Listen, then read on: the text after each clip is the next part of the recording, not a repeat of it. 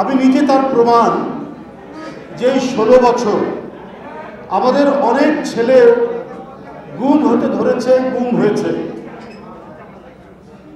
যারা গুম হতে ধরেছিল এদের প্রায় 100 জন গুম হওয়া থেকে বেঁচেছে এই বিএনপি বিটের সাংবাদিকদের জন্য। এটা আমি নির্দ্বিধায় আমি বলতে পারি।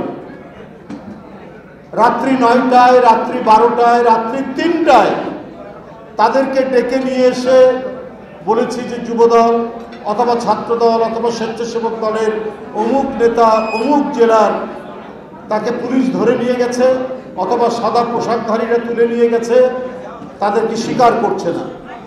এই দ্রুত এই কথাটি বলার ফলে এটি প্রশাসন এবং সারা দেশের মানুষ এটা জানতে পারে এবং তাতে অনেকটাই উপকার হয়েছে। এবং আমি আগেই বললাম যে কমপক্ষে 100 জন নেতাকর্মী বিএনপির এবং এর অঙ্গ সংগঠনের নেতাকর্মীদের জীবন নিরাপদ হয়েছে এই বিটের সাংবাদিকদের জন্য।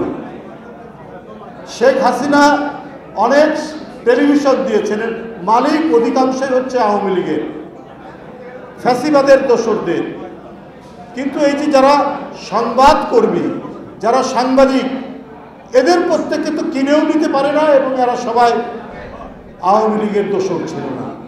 এরা জান প্রাণ দিয়ে ওই সময় কাজ করেছে। একবার আমি পার্টি অফিস থেকে হয়তো মেরেই ফেলত। রাত্রি 3:50 মই বেয়ে উঠে আমাকে গ্রেপ্তার করে নিয়ে যায়।